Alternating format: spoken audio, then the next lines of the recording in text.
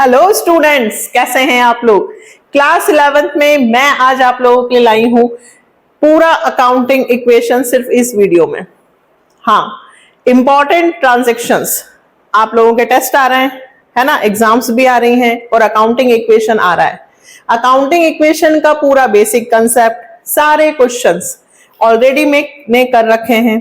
लेकिन यदि मान लीजिए आप लोगों को कल एग्जाम हो या आप लोगों को लगता है कि यार ऐसे कुछ ट्रांजैक्शंस हम पढ़ लें जिससे हमारा पूरा अकाउंटिंग इक्वेशन प्रिपेयर हो जाए, तो वो ये रहे। ये 25 ट्रांजैक्शंस ऐसे हैं, यदि आप इनको कर लेंगे तो आपका अकाउंटिंग इक्वेशन का क्वेश्चन गलत हो ही नहीं सकता। तो ये पूरे 25 ट्रांजैक्शंस मैं आपको समझाने वाली हूं। वीडियो बहुत बहुत इंपॉर्टेंट होने वाला है आप लोगों के लिए, बहुत बेनिफिशियल होगा। और जब भी एग्जाम हो इस तरह के वीडियोस आप जरूर देखकर जाएं। और मेरी कोशिश है कि सारे चैप्टर्स में इंपॉर्टेंट इस तरह से मैं की पॉइंट्स निकालकर आपको करवाऊं, ताकि अगर समय कम हो तो हम ज्यादा अच्छा स्कोर कैसे कर सकते हैं वो यहां से पता चलेगा। तो करें स्टार्ट। चलो, सबसे पहले आई बटन को एक बार क्लिक करो और पहले अकाउंटिंग इक्वेशन का कंसेप्ट मैंने जैसे बताया है वैसे एक बार पढ़ लो। क्यों? क्योंकि मेरा तरीका थोड़ा सा डिफरेंट है, सभी टीचर्स का तरीका अलग अलग होता है। तो एक बार आप ये जरूर पढ़ लेना तो आपको और जल्दी समझ में आएगा। तो करें स्टार्ट। चलो, बेसिक कुछ नहीं, मैं आपको इंपॉर्टेंट ट्रांजैक्शंस बता रही हूं, है ना। मैं ये मानकर चल रही हूं आपको अकाउंटिंग इक्वेशन आता है। यदि आपको अकाउंटिंग इक्वेशन नहीं आता है तो पहले आप कंसेप्ट और क्वेश्चंस करें जो प्लेलिस्ट में ऑलरेडी हैं। लेकिन यदि आपने कर लिया है और आपको लगता है कि सिर्फ इंपॉर्टेंट क्या चीजें हैं, तो वो ये करवा रही हूं। सबसे पहले हमारी अकाउंटिंग इक्वेशन में क्या हमारी इक्वेशन बनती है, assets is equal to liability plus capital, है ना। ये हमारी इक्वेशन है। एक चीज इंक्रीज होती है, एक चीज डिक्रीज होती है, या दोनों इंक्रीज हो जाती हैं, दोनों डिक्रीज होती हैं, किसमें कितना प्लस होता है। जैसे एक सिंपल सा transaction, business started with cash, her question में पहले यही आता है, बिजनेस स्टार्टेड विद कैश। तो आप क्या करते हो बेटा, कैश में भी जोड़ देते हो। मान लो आपने 50,000 का बिजनेस स्टार्ट किया तो कैश 50,000 रुपए से इंक्रीज हो जाता है। क्यों?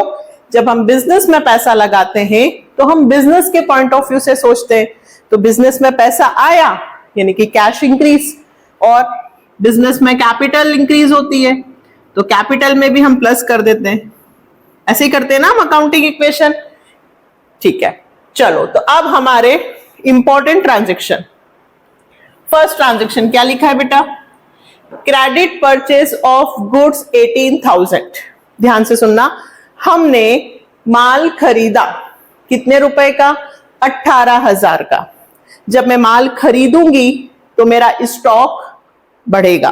ठीक है, तो फर्स्ट स्टॉक में मैं 18,000 प्लस कर दूंगी। क्लियर? ठीक। अब दूसरा क्वेश्चन पूछो, क्या मैंने उधार खरीदा है कि नगद। कैश कहीं लिखा हुआ है? नहीं। क्या लिखा हुआ है? क्रेडिट, यानी कि मैंने उधार खरीदा है। तो जब उधार माल खरीदते हैं तो स्टॉक तो बढ़ेगा, साथ में क्या इंक्रीज होंगे, क्रेडिटर्स। कितने रुपए के? 18,000। क्लियर? और ट्रांजैक्शन बता देती हूं, अगर लिखा हो purchase of goods from Mohan तो भी उधार है बेटा। क्यों? क्योंकि कैश वर्ड नहीं है। अगर कैश नहीं हो और नाम दिया हो तो हम क्या मानते हैं, उधार। ठीक है, तो जब भी उधार माल खरीदेंगे तो स्टॉक बढ़ेगा और क्रेडिटर्स बढ़ेंगे। आप मेरे साथ ये 25 ट्रांजैक्शंस कर लेंगे ना तो आपको अकाउंटिंग इक्वेशन पूरा आ जाएगा। चलो, तो मेरे स्टॉक भी 18,000 से बढ़ गए, क्रेडिटर्स भी बढ़ गए। ठीक, अब सुनना, payment to creditor in full settlement 17,500। 18,000 का माल खरीदा, लेकिन हमने उन क्रेडिटर्स को फुल सेटलमेंट में केवल 17,500 रुपए ही दिए। फुल सेटलमेंट आ जाए या सिर्फ सेटलमेंट आए, वहां पर हमेशा डिस्काउंट होगा। 18,000 रुपए मुझे क्रेडिटर्स को देने थे, बट मैंने 17,500 ही दिए, तो मेरे कैश में से कितने गए? 17,500, यानी कि मेरा कैश कम होगा 17,500 से। क्लियर? कैश कितने से कम होगा? 17,500। लेकिन क्रेडिटर्स पूरे 18,000 रुपए से कम होंगे।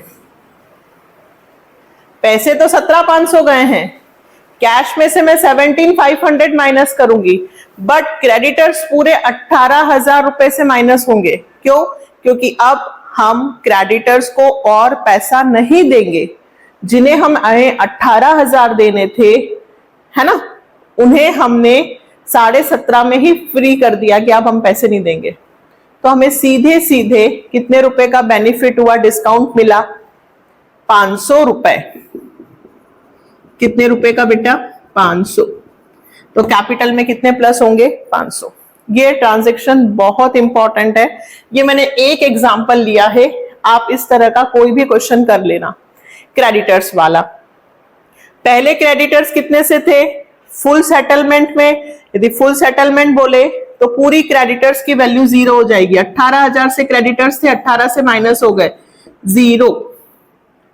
ठीक है, फिर से बताऊं, फुल सेटलमेंट, सेटलमेंट वर्ड हो तो जितने के क्रेडिटर्स हो पूरे 0 कर देना, और जितने का बेनिफिट हुआ है वो कैपिटल में प्लस कर देना। ठीक, चलो फिर से देखो। सोल्ड गुड्स, माल बेचा, कॉस्टिंग 10,000, इसका मतलब क्या कि 10,000 की कॉस्ट का माल मैंने मोहन को 14,000 रुपए में बेचा और कैश में। फिर से सुनना, मोहन से मुझे मतलब नहीं है। क्यों? क्योंकि कैश वर्ड आ गया है।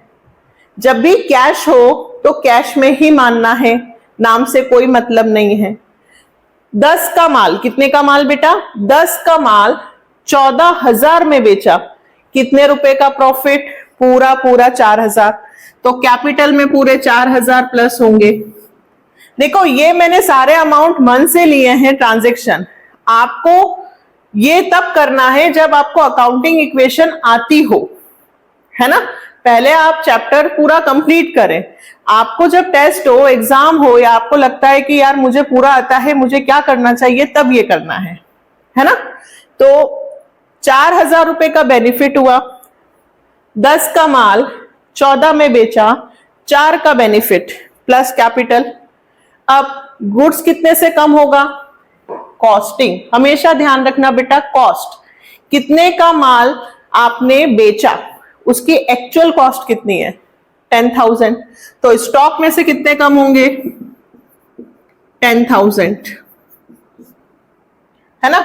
और कैश कितने से प्लस होगा? 14,000।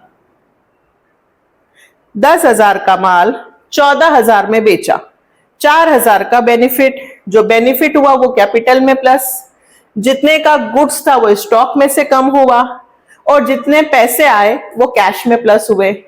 इस ट्रांजैक्शंस को और तरीके से घुमाया जा सकता है, बिल्कुल। 10,000 का माल 8,000 में बेचा, 10,000 का माल 8,000 में बेचा, तो 10,000 स्टॉक में से माइनस, 8,000 रुपए कैश में, और इस बार 10,000 का माल 8 में बेचा है तो 2,000 का नुकसान हुआ। तो कैपिटल में प्लस की जगह क्या हो जाएगा? माइनस। यदि आप ज्यादा में बेचते हो तो प्रॉफिट, कम में सेल करते हो तो लॉस। प्रॉफिट होगा तो कैपिटल में प्लस, लॉस होगा तो कैपिटल में से माइनस। ठीक है मैम, यदि कैश नहीं होता तो फिर डेटर में प्लस कर देते, है ना। यदि हम उधार माल बेचते हैं, अगर यहां पे मैं कैश वर्ड नहीं लिखूं तो मैं डेटर्स लिख देती, और डेटर्स में कितने प्लस कर देती? 14,000। Next, additional capital introduced. पहले बिजनेस स्टार्ट करते हैं तो कैश इंक्रीज और कैपिटल भी इंक्रीज होता है। ठीक, यदि मैं थोड़े दिन बाद या कुछ ट्रांजैक्शन के बाद फिर से पैसा लगाऊं, एडवांस एडिशनल पैसा लगाऊं फिर से, तो भी वही होगा, कैश इंक्रीज और कैपिटल भी इंक्रीज। चाहे एडिशनल कैपिटल बिजनेस में लगाएं, कैश में भी 20,000 रुपए प्लस करेंगे और कैपिटल में भी 20,000 प्लस। ठीक है, फिर कमीशन रिसीव्ड इन एडवांस। अब सबसे पहले ध्यान से सुनो, जब हम किसी से पैसे एडवांस ले लेते हैं, किसी से पैसे एडवांस लेते हैं, तो हमें टेंशन होती है ना, अरे यार पैसे ले लिए एडवांस, अरे यार इसका काम करके देना पड़ेगा। पहली बात, कमीशन रिसीव्ड इन एडवांस, इसका कॉलम बनेगा। अच्छा, ये इधर असेट साइड रहती है और इधर लाइबिलिटी प्लस कैपिटल। ठीक है, तो लाइबिलिटी साइड में आपको कॉलम बनाना है commission received in advance. Outstanding, accrued, advance, earned, ये सब अभी समझाने वाली हूं।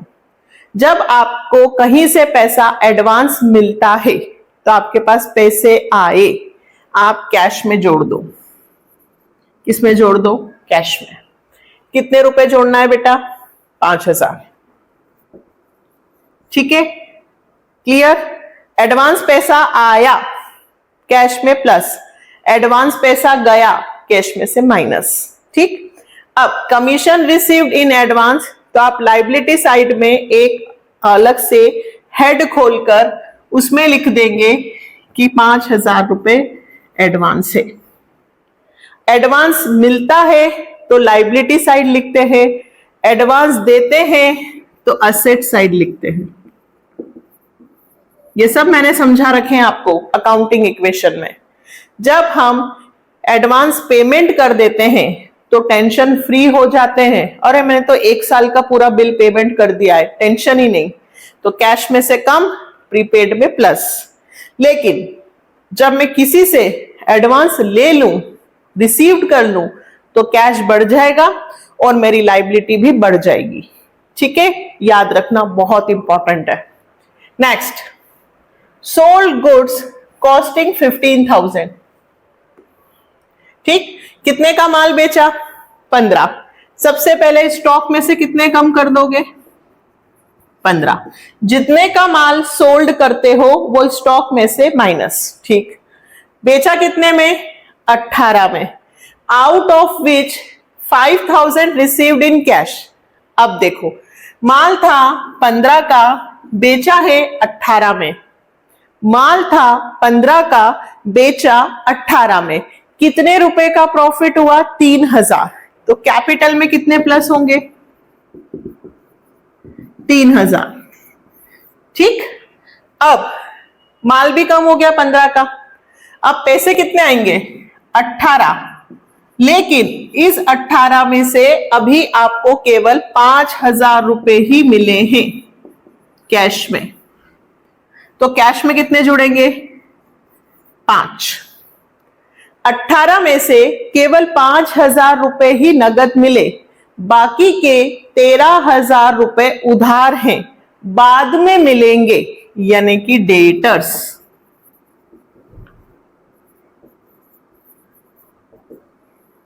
फिर से सुनो, 15,000 का माल 18 में बेचा, 5,000 रुपए नगद मिले हैं। ठीक, नगद कितने मिले? 5। 18 में से 5 तो नगद मिल गए, जो नगद मिले वो कैश में प्लस किए, और जो 13 नहीं मिले हैं वो डेटर में प्लस किए। क्रेडिट सेल, जब भी हम उधार माल बेचते हैं तो हमारे डेटर्स इंक्रीज होते, तो 13,000 रुपए हमें बाद में मिलेंगे। ठीक, माल टोटल कितने का था? 15, तो स्टॉक में से कितने कम होंगे? 15। और 15 का माल 18 में बेचा तो प्रॉफिट भी हुआ, तो कैपिटल में प्लस। ठीक है, इंपैक्ट सबके सेम होंगे। देखो, 13 और 5 18, 18 में से 15 माइनस हो रहे 3, इधर भी 3 और इधर भी 3। दोनों कुछ भी कर लो, असेट्स और लाइबिलिटी प्लस कैपिटल दोनों के बैलेंस हमेशा इक्वल चलेंगे, एलएचएस और आरएचएस। यही है अकाउंटिंग इक्वेशन कि कोई भी ट्रांजैक्शन हो, बैलेंस दोनों तरफ सेम रहेगा। मैंने जितने भी ट्रांजैक्शंस लिखे हैं मोस्ट मोस्ट मोस्ट इंपॉर्टेंट लिखे हैं जो आपको आने ही चाहिए। आप एक बार नहीं करते हुए इन्हें 2 बार करें, आपकी प्रैक्टिस हो जाएगी, आपका अकाउंटिंग इक्वेशन बहुत अच्छे से प्रिपेयर हो जाएगा। क्योंकि खरीदना बेचना तो ये सिंपल चीजें तो आ गई हैं, टफ चीजें सीखनी है ना। चलो next, depreciate furniture 10% per annum. देखो 10% से फर्नीचर की वैल्यू कम हो गई, 10% से मशीन की वैल्यू कम हो गई। किसी की भी वैल्यू कम होगी तो उस एसेट्स में से माइनस कर देना। अभी आपके पास एसेट्स कौन सी होगी? फर्नीचर। सपोज करो आपके पास फर्नीचर 1 लाख का है। कितने का है? 1 लाख। 10% से डेप लगाना है तो 1 लाख का 10/100 कितना हुआ? 10,000। तो 10,000 फर्नीचर में से माइनस करना और 10,000 रुपए कैपिटल में से। जब भी किसी भी एसेट्स पे, फिक्स एसेट्स पे डेप्रिसिएशन लगाना हो तो उस एसेट्स की वैल्यू में से माइनस कर देना और कैपिटल में से। ठीक। Next, withdraw cash for personal use. जब भी पर्सनल यूज आ जाए, है ना, या रेंट पेड फॉर रेसिडेंशियल लिखा हो, ये भी बहुत बार आता है, रेंट पेड फॉर रेसिडेंशियल। या फिर एक और देखना, परचेज मोटरसाइकिल फॉर कैश 50,000। ये सब पर्सनल है। क्या है? पर्सनल। जब आप पर्सनल यूज के लिए पैसा खर्च करते हो तो कैश में से माइनस कर देना, कैश को डिक्रीज कर देना और कैपिटल में से भी माइनस कर देना। जब भी पर्सनल यूज, इसमें भी यही होगा। आपने मोटरसाइकिल खरीदी, भाई बिजनेस के लिए खरीदी क्या? बिल्कुल नहीं, फॉर हिज सन, है ना, उसके बेटे के लिए लिखा हो आगे। या कोई भी ऐसा ट्रांजैक्शन जिसको पढ़ने से, देखने से ऐसा लगता है कि ये पर्सनल है, वहां पे कैश में से भी कम करना और कैपिटल में से भी कम। ठीक है, तो यहां पे कैश में से भी कम और कैपिटल में से भी। फिर मैंने लिखा है कैश विड्रॉन। इसमें बहुत कंफ्यूजन होती है 11th वाले स्टूडेंट्स को। ये भी वही है मैम, ये भी वही है, बिल्कुल नहीं। यहां withdraw cash for personal use है, यहां कैश विड्रॉन लिखा है। तो पर्सनल भी हो सकता है और ऑफिशियली भी हो सकता है। लेकिन मान लीजिए cash withdrawn 5,000 rupees for office use. ठीक है, तो क्या करेंगे? हमने पैसे निकाले तो हमारे पास कैश कहां से आ रहा है? बैंक से। ऑफिस यूज के लिए पैसे निकाले तो बैंक में से पैसे निकाले हैं यहां पर। मैम लिखा तो नहीं है, लेकिन कैश विड्रॉन किया कहां से? For office use, office use के लिए निकाले। ठीक है, तो हम ये मान के चलेंगे बैंक में से ऑफिस यूज के लिए पैसे निकाले तो कैश में से कम करना, और यदि आपके पास बैंक हो तो बैंक में से कम करना। मैम यदि बैंक नहीं हो तो फिर कैपिटल में से ही कम करना। बैंक नहीं हो तो कैपिटल में से कम करना। ठीक है, याद रहेगा। Next, business started with cash and cheque. अब बिजनेस स्टार्ट किया है कैश में भी और चेक में भी, या open a bank account, bank account open किया, तो भैया दोनों में अलग अलग बातें। पहले इसकी बात सुनते हैं। Business started with cash, cash बढ़ गया, ठीक, और क्या बढ़ गया? कैपिटल। अब मैंने पैसे भी लगाए हैं और चेक भी लगाया है तो कैश भी बढ़ेगा और बैंक भी बढ़ेगा। पैसे कितने लगाए? 25,000। बैंक चेक कितने का लगाया? 25। टोटल कैपिटल कितने से बढ़ेगी? 50,000। बिजनेस स्टार्ट किया with cash, with goods, with building, with machinery. जितनी भी चीजों से आप अपना बिजनेस स्टार्ट करते हो सब लाइन से एसेट्स में लिख देना। कैश, स्टॉक, बिल्डिंग, ठीक है, मशीनरी, और इधर कैपिटल में प्लस कर दो। आपने क्या क्या स्टार्ट किया? Business, cash, stock, building, machinery, सबकी वैल्यू लिख दो, 10, 20, 30, 40 और सारा जोड़ के कैपिटल में लिख दो। मतलब जब भी हम बिजनेस स्टार्ट करते हैं तो जो जो चीजें हम बिजनेस में लगाते हैं सारी लिखकर, अमाउंट लिखकर कैपिटल में टोटल लिख देना, ठीक है। Next, receive interest from bank. Bank में इंटरेस्ट रिसीव्ड हुआ है। सिर्फ इंटरेस्ट रिसीव्ड होता तो क्या करते? कैश भी बढ़ा देते और कैपिटल भी। जब भी कोई इनकम होती है, salary received, interest received, commission received, है ना, डिस्काउंट रिसीव्ड, तो इनके अलग से कॉलम नहीं बनते। कैश भी इंक्रीज हो जाता है और कैपिटल भी इंक्रीज, दोनों क्या हो जाते हैं? इंक्रीज। लेकिन यहां लिखा है received interest from bank. Bank में पैसा रिसीव्ड हुआ है तो क्या करेंगे बताओ मुझे? कैश में नहीं बल्कि बैंक में प्लस करेंगे। कहां प्लस करेंगे? बैंक में। कैश में नहीं जोड़ना बेटा, कहां जोड़ना? बैंक में। और इधर कहां जोड़ना? कैपिटल पे। Clear? Received interest from bank, bank से पैसा रिसीव्ड हुआ है, इंटरेस्ट आया है बैंक में, तो बैंक में 500 रुपए जोड़ना और उधर कैपिटल में 500 रुपए जोड़ना। सैलरी आउटस्टैंडिंग, वो खर्चे जो अभी देना बाकी हैं, वो खर्चे जो देना अभी बाकी हैं, आउटस्टैंडिंग है। आउटस्टैंडिंग टेंशन होती है और ये पैसे देने हैं, पैसे देने हैं, तो आउटस्टैंडिंग एक्सपेंसेस करके उसमें प्लस करना और कैपिटल में माइनस करना। इधर असेट्स और इधर लाइबिलिटी। आउटस्टैंडिंग एक्सपेंसेस किस साइड आता है बेटा? Liability side.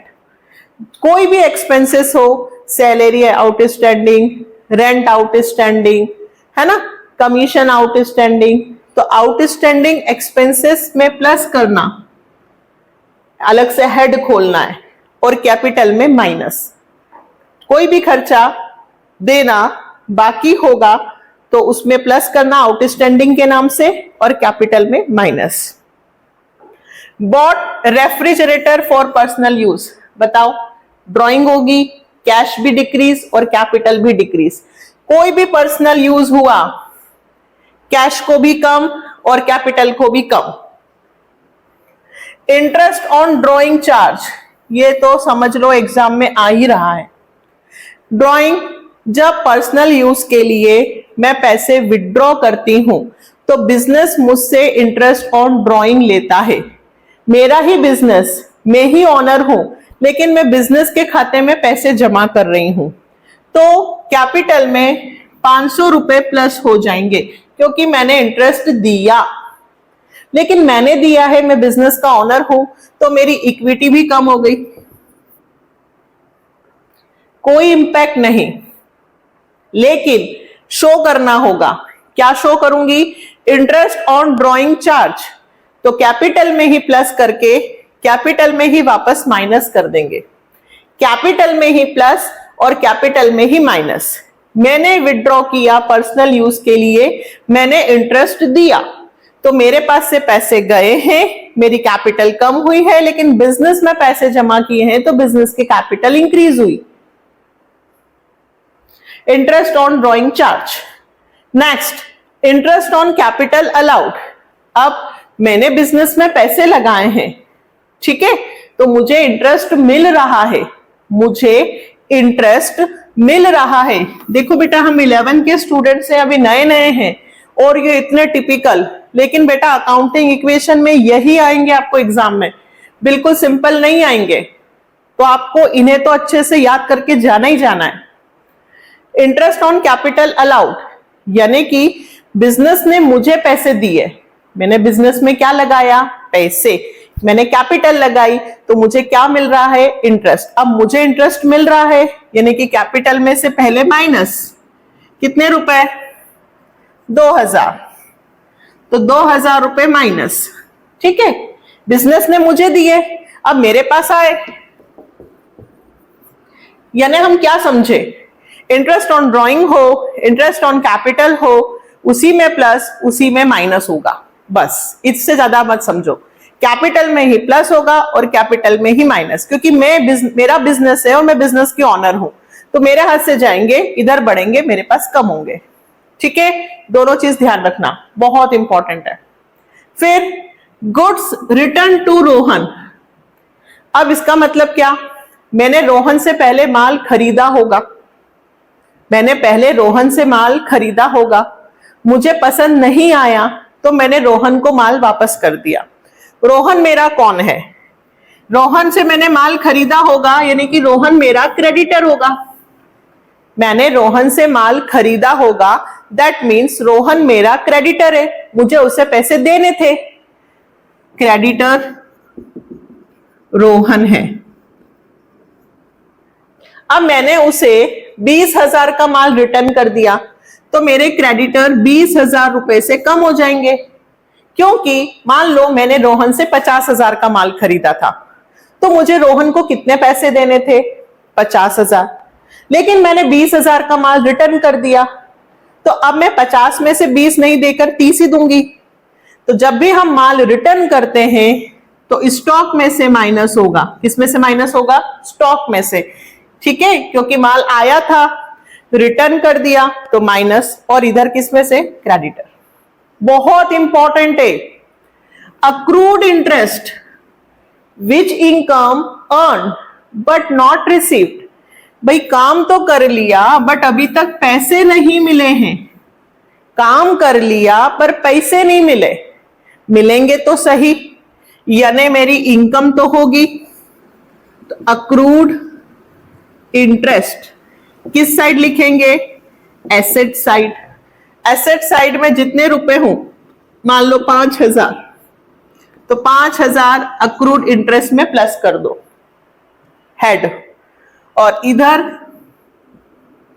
कैपिटल में प्लस कर दो, क्योंकि जब मिलेंगे, देखो आउटस्टैंडिंग होता है तो कैपिटल माइनस होती है। क्यों भाई? अभी पैसे नहीं दिए लेकिन देंगे तो सही, जब पैसे देंगे तब कैपिटल कम होगी। ऐसे ही पैसे आएंगे, जब आएंगे तब कैपिटल इंक्रीज होगी। Next, took goods from business for personal use. अब देखो बेटा, पैसे निकालते हैं पर्सनल यूज के लिए तो कैश को कम करते हैं और कैपिटल कम। अब हमने पर्सनल यूज के लिए पैसा नहीं बल्कि माल निकाला बिजनेस में से, तो स्टॉक में से कम कर दो। किस में से कम कर दो? स्टॉक में से, क्योंकि पर्सनल यूज के लिए मैंने गुड्स निकाला तो दुकान में रखा हुआ माल कम हो गया, स्टॉक, और इधर कैपिटल में से ही कम करेंगे। पर्सनल यूज, पैसे निकाले, कैश भी कम, कैपिटल भी कम। पर्सनल यूज, माल निकाला तो स्टॉक कम और कैपिटल कम। ऐसे ही एक और ट्रांजैक्शन होगा, goods destroyed by fire. Good destroyed by fire, goods given as charity, good destroyed by water. Goods किसी भी चीज से यदि कम हो रहा है, मैंने जर्नल एंट्री में आपको सिखाया है, loss by fire to purchase, है ना, फ्री एडवर्टाइजमेंट के रूप में आपने गुड्स को डिस्ट्रीब्यूट किया। एनी कॉजेस, किसी भी कारण से दुकान में रखा हुआ माल यदि स्टॉक वैल्यू कम हो तो स्टॉक में से माइनस कर देना। यहां पे भी स्टॉक में से क्या करोगे? माइनस, और कैपिटल में से माइनस। आपने यदि ये ट्रांजैक्शन 2 बार भी सुन लिए ना तो आपको कभी गलती नहीं करोगे। फिर टुक, ये हो गया, बिल्डिंग परचेस्ड 10 लाख, 10 लाख की बिल्डिंग परचेस की है तो बिल्डिंग 10 लाख रुपए असेट साइड में लिखेंगे। और पैसे जो दिए वो लोन लिया है एसबीआई से। कोई भी असेट्स परचेस करते कैश में करते तो कैश कम होता और बिल्डिंग प्लस होती, लेकिन बिल्डिंग में तो प्लस होंगे, बट मैंने लोन लेकर पेमेंट किया है तो लाइबिलिटी साइड लिखा जाएगा लोन फ्रॉम एसबीआई या लोन फ्रॉम बैंक, और वहां भी लिखे जाएंगे 10 लाख। कहीं से भी लोन लेकर कोई असेट्स लोगे तो बैंक लोन लिखना, लाइबिलिटी साइड और असेट्स में प्लस करना। ठीक।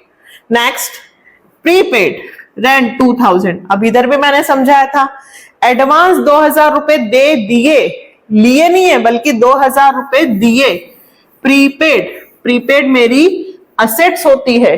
जब मैं एडवांस पेमेंट कर देती हूं तो टेंशन फ्री हो जाती हूं। तो प्रीपेड रेंट कितने रुपए, 2000 दिए तो 2000 प्रीपेड रेंट में प्लस होंगे और कैश में से 2000 रुपए माइनस होंगे। दोनों इंपैक्ट असेट साइड में ही होंगे। कहां होंगे बेटा? असेट्स में। क्यों? क्योंकि जब हम एडवांस पेमेंट करते हैं तो प्रीपेड रेंट बोलो या प्रीपेड एक्सपेंसेस बोलो, बात एक ही है। रेंट लिख दोगे तो भी चलेगा, प्रीपेड एक्सपेंसेस लिखोगे तो भी चलेगा। यहां प्लस यहां माइनस, जीरो, इधर कोई फर्क पड़ेगा ही नहीं। नेक्स्ट ये हो गया। अच्छा, पहले इसको रोक के पहले नीचे के देख लेते हैं। रिसीव्ड रेंट फ्रॉम टीनेंट, ये क्या मतलब होता है भाई? भाई मुझे किराएदारों से पैसा मिला, किसी से भी पैसा मिले, कैश इंक्रीज और कैपिटल भी इंक्रीज। अगर rent received from security deposit, security deposit आपने एडवांस पगड़ी के रूप में पैसे ले लिए तो फिर वो एडवांस होगा, फिर वो लाइबिलिटी साइड में लिखा जाएगा, उसमें प्लस करेंगे, फिर कैपिटल में नहीं। Rent received from security deposit तो कैश में प्लस और एडवांस करके यहां प्लस होगा। लेकिन मेरा जो ट्रांजैक्शन है वो रेंट रिसीव्ड फ्रॉम टीनेंट है। टीनेंट मतलब किराएदारों से पैसे मिले तो कैश भी बढ़ाना और कैपिटल भी बढ़ाना। लेकिन सिक्योरिटी डिपॉजिट का नाम आ जाए तो फिर कैपिटल में मत बढ़ाना, सिक्योरिटी डिपॉजिट करके उसमें प्लस कर देना। कहां लिखेंगे? Liability side. ठीक है।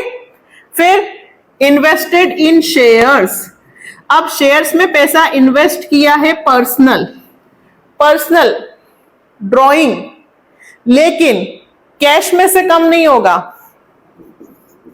बैंक में से कम होगा और कैपिटल में से। ऐसा क्यों मैम? भाई शेयर्स खरीदे जाते हैं तो डीमैट अकाउंट होता है, वहां से परचेस किए जाते हैं। शेयर्स कभी भी नगद नहीं खरीदे जाते, इसलिए शेयर्स यदि आप पैसा इन्वेस्ट कर रहे हो, शेयर्स को परचेस कर रहे हो तो कैश में से माइनस मत करना, बैंक में से माइनस करना। कहां से माइनस करना? बैंक में से, बैंक में से और कैपिटल में से। ठीक है, क्लियर? अब देखो, अब कौन सा ट्रांजैक्शन बचा? 1/3। सिर्फ केवल मैंने इधर समझाया है वही चीज है। 1/3 ऑफ द अबव गुड्स। अब गुड्स कितने का है भाई? मान लो लिखा था मैंने कि गुड्स है 60,000 का, ऊपर आपने गुड्स खरीदा है 60 का। 1/3 ऑफ अबव गुड्स, तो 60,000 का गुड्स का कितना निकालू? 1/3, 60,000 इंटू 1/3, ये हो गया 20,000। ऐसा ट्रांजेक्शन आएगा। 1/3 ऑफ द अबव गुड्स, 2/3, 1/2। इसको मैंने प्रॉफिट पर बेचा है 10% ऑन कॉस्ट। 20,000 का माल, 10% प्रॉफिट लिखा है ना, प्रॉफिट ऑफ 10% ऑन कॉस्ट। इस 20,000 का 10% यानी कि 2,000, यानी कि मैं माल कितने में बेचूंगी? 22 में। 20 का माल 22 में बेच रही हूं, 2,000 का प्रॉफिट कहां प्लस होगा बोलो? कैपिटल में। जब भी आप ज्यादा में माल बेचो तो कैपिटल में प्लस होता है और कम में बेचो तो कैपिटल में से माइनस, है ना? ठीक। अब इन्होंने कहा half the payment in received in cash, मैंने जो यहां किया था वही है। अब 22 में से आधा पेमेंट तो कैश में आएगा तो कैश बढ़ा दो, और आधा पेमेंट अभी कैश में नहीं आएगा, बाद में आएगा, तो डेटर में बढ़ा दो। क्या फर्क पड़ गया? 22,000 रुपए में से आधे पैसे कैश में प्लस कर दो और आधे डेटर में। क्यों? क्योंकि भाई आधा नगद मिल रहा है और आधा उधार है। और गुड्स कितने से कम होगा? 20,000 से। फिर से समझाती हूँ। 1/3 ऑफ द अबव गुड्स, मेरा गुड्स 60,000 का है, 60,000 का 1/3 हुआ 20,000। 20,000 का माल मैं 22,000 में बेच रही हूं, तो मुझे 2,000 का प्रॉफिट हो रहा है। मैं कैपिटल में 2,000 प्लस कर दूंगी। गुड्स 20,000 से कम हो जाएंगे। क्या 22,000 रुपए पूरे कैश में प्लस होंगे? नहीं, 22,000 में से आधे 11,000 कैश में प्लस होंगे और 11,000 डेटर में, क्योंकि आधे पैसे बाद में मिलेंगे। ये थे पूरे 25 ट्रांजैक्शन जो मैंने आपको समझाए हैं। मोस्ट इंपॉर्टेंट है। जब भी आपका टेस्ट हो, एग्जाम हो, अभी जो आ रही हैं, इन ट्रांजैक्शंस को तैयार करके जाना। देखना आप एग्जाम में आपको इन्हीं में से ट्रांजैक्शंस मिलेंगे, और नहीं भी मिलते हैं तो यदि ये आ गए तो आप कोई भी ट्रांजैक्शन कर सकते हो।